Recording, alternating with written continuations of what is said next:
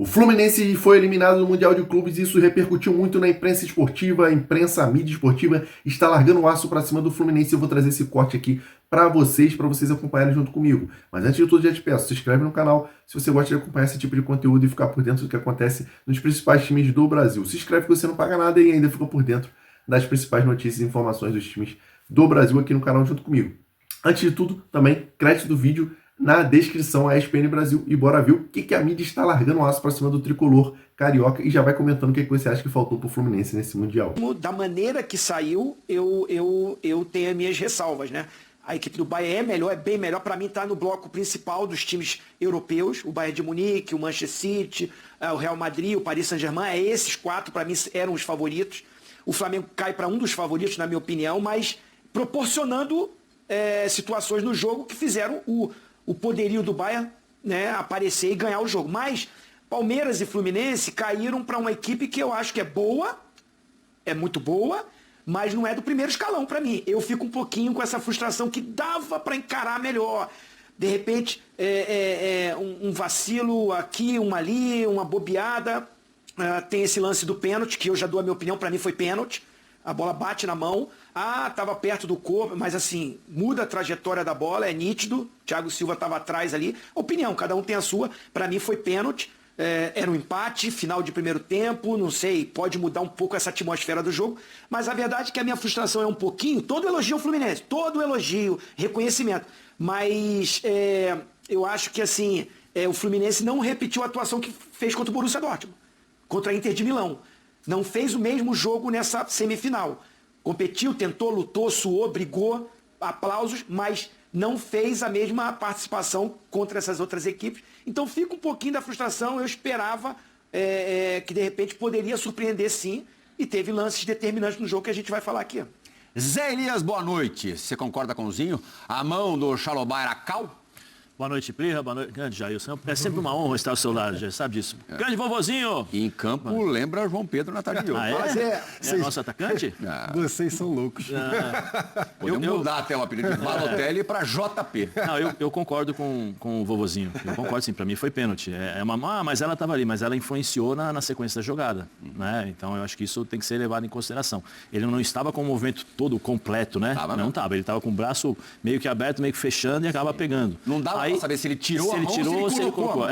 Assim, é uma questão, aí é a interpretação. O árbitro interpretou como o braço estava colado, ou ele pode ter interpretado também que pode ter tido um desvio do jogador ali do Fluminense, alguma coisa assim, né? Mas são interpretações, né? Tem muita gente que vai falar que realmente, pelo que eu acompanhei aí dos árbitros, né? Nas redes sociais, não, o braço estava colado e tal, mas só que quando é aqui no Brasil, os mesmos falam que foi pênalti. Então, vai entender a cabeça, né?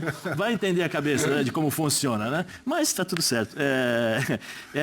Eu concordo com o Zinho também nesse sentido. Eu esperava um pouco mais do Fluminense, mas eu acho que dois jogadores hoje mostraram que são fundamentais, ou que foram fundamentais até a partida de hoje, que era o Samuel Xavier pelos lados, né? Além de marcar melhor que o Guga, ele tinha eu acho uma consciência melhor. Será ele que, com o Samuel em campo, o Pedro Neto teria jogado pela esquerda? Então, é difícil de nós falarmos, se jogar ou não. Eu acho que assim, se ele tivesse jogado, provavelmente alguns dribles ou algumas coisas que o Guga sofreu, provavelmente o Samuel Xavier não teria levado. O Samuel é mais, no bom sentido, mais malandro, mais maduro, vamos dizer assim, mais experiente. E o Maresca é malandro também, né? Contra o Flamengo, ele vai do lado esquerdo. Sim. Contra o Palmeiras, do lado direito. Sim, é inteligente. Muda de acordo com o adversário, né? E eu acho que o Fluminense demorou para entender que o Hércules poderia se projetar um pouco mais. O Palmer é ótimo jogador, mas ele é bom com a bola nos pés. Sem a bola ele não acompanha ninguém. Todas as vezes que o Hércules chegou para finalizar, todas as vezes, foram 2 vezes, né, que ele chegou, ele se desgarra do Palmer, ele vai participar da jogada e vai lá dentro, né, da área. Mas eu achei o Fluminense, especialmente no segundo tempo, o Fluminense cansou. Eu acho que o Fluminense sentiu um pouco mais. E o 2-0 foi a parical, né? E aí é difícil, né, porque você tenta. É uma equipe sólida também, a equipe do Chelsea, né? Você tem bons jogadores, ótimos jogadores. O Cucurella hoje fez uma partidaça. De novo. De novo, é um cara, chato, gol, né? É um fez cara um gol, chato, ele né? é chato Mas, demais. assim, fez uma partidaça. O Caicedo jogou na experiência hoje. Jogou na experiência, né? E aí... E o Enzo, malandro ou não? Muito. Bate o jogo inteiro, não acontece só que nada. assim, No primeiro tempo. o Keno não foi bem esse Mundial. Ele não foi bem, eu acho que o Keno deixou um Nem pouco o Keno, a nem o desejar. Cano. E o Cano, desculpa, o Cano. E hoje o Chelsea sabia que o principal jogador do Fluminense era o Arias. Todas as vezes que o Arias pegava na bola, sempre tinha um que já fazia pressão, já não deixava ele jogar, não deixava, aí ele jogava lá para trás, aí começava a jogada e tal. Então, assim, o Maresca foi muito bem também nas mexidas dele, táticas, né, dentro de campo. Mas eu senti, acho que o Fluminense um pouco mais cansado, acho que sentiu mais o jogo. Você falou do Arias, vou pedir pro Fabrício colocar no ar a declaração do Arias ao final da partida, chorando bastante, por sinal. Olha aqui, ele falou à Gazeta TV, só quero pedir desculpas para o torcedor, a gente estava muito perto, sonhamos muito, lutamos tanto para chegar até aqui, do fundo do coração quero pedir desculpas. Tento me dedicar ao máximo por essa camisa, por esse clube que me deu tanto. A gente fez tudo dentro de campo, estava difícil, a gente criou muita expectativa e é difícil sair assim com essa frustração tão grande. Falou essas palavras, Jailson, soluçando mesmo. Mas nem é o caso de pedir desculpa. Se tem um cara que não tem que pedir desculpa pra ninguém, é o Arias. É justamente esse cara. Boa noite, né? Agora que eu tô... Boa noite ao Zinho também, boa noite ao Fã de Esporte. Se tem um cara que não tem que pedir desculpa, é o Arias. Jogou muito, jogou a competição toda. Pra mim foi um dos principais jogadores do Mundial, não só do Fluminense. Briga por uma vaga na seleção do Mundial. Briga, porque até a gente mostrou hoje de manhã no Sport Center. Ele era o cara que mais gerava perigo. Foram 17 chances claras que o Arias criou ao longo da competição até o jogo de hoje. Então, é um cara que não precisa pedir desculpas. Obviamente está sentido, porque por conta da eliminação, concordo muito com o Zé Elias em relação à marcação que o Chelsea fez. O Arias fez uma partida que ele não teve espaço. Nem quando aquele giro que a gente já está acostumado que o Arias faz, né? Quando alguém já está pressionando ele um pouco mais próximo, ele finge que vai para um lado, vai para o outro. Hoje nem isso ele teve tempo para fazer, porque ele mal dominava a bola, já havia ali Caicedo, Enzo, de determinado lugar que ele tivesse do campo, um dos laterais já encostava, o Malu Gusto ou o Cocurelo, enfim, já encostavam no Arias justamente para ele não ter tempo de girar.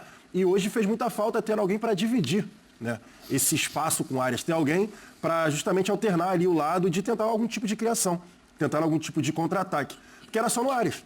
Você quebrava a bola, quebrava no Arias, o Cano não estava conseguindo sustentar, ele é muito mais fraco fisicamente, muito mais baixo do que os defensores do Chelsea, então quando o Fluminense não conseguia sair jogando, quebrava a bola, o Cano não conseguia sustentar a bola, então assim, sobrou tudo pro Arias hoje, mas o campeonato do Arias para mim foi formidável e ele não tem que pedir desculpas, foi um cara que teve um campeonato muito acima. É isso aí, amantes do futebol, a mídia esportiva às vezes, né, critica o trabalho, mas o Fluminense foi longe, até demais pelo elenco que tinha. A perspectiva era que passasse até as oitavas, mas acabou avançando para as quartas, avançou para as semis e teve sim o sonho de chegar à final, porque não? Se estava lá, tinha sim chance de chegar até a final, mas sabemos das limitações da equipe do Fluminense, do elenco em si do Fluminense, não só a equipe titular, em comparação a outras equipes até mesmo mais qualificadas que acabaram saindo antes, né, na competição. E o Fluminense foi guerreiro, foi longe, conseguiu dar orgulho para a torcida dele, né, a torcida tricolor, e também para, né, representando o Brasil para os brasileiros e os sul-americanos, e conseguiram levar um time até a semifinal. Eu quero saber se você concorda com as falas dos principais aí comentaristas esportivos. Se você concorda, deixe sua opinião aqui nos comentários, que eu quero saber. Se você também discorda, vai deixando a sua opinião, a sua visão sobre essa participação, sobre essa derrota, sobre essa partida do Fluminense, que a sua opinião é muito importante. E vai se inscrevendo se você ainda não é inscrito, e até o próximo vídeo. Forte abraço.